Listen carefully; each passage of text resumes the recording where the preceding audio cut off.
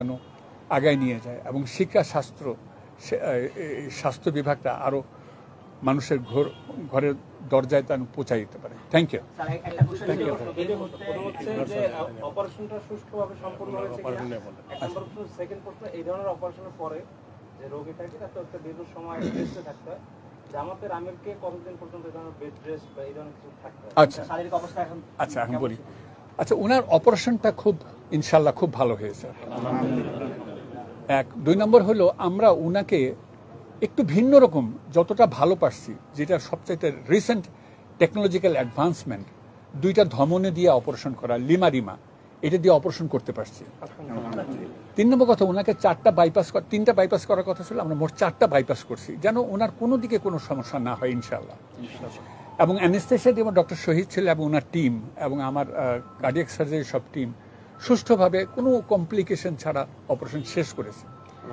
এবং আমি আশা করি উনি 7 দিনের দিন বাসায় চলে যাবেন ইনশাল্লাহ। এবং আমি মনে করি আইসিইউতে ওনার স্টে হবে 2 দিন, দরকার হলে 3 দিন বা 4 দিন, যতদিন লাগে।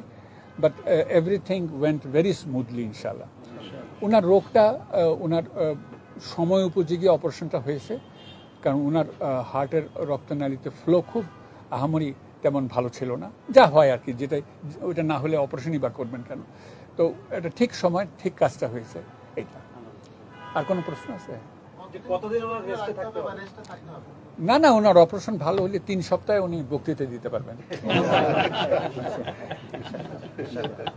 বক্তৃতা প্রধান কাজ একটা, উনি ভালো বক্তৃতা এবং ভালো সেবা কাজ করতে পারলে আমার তো ভালো লাগবে।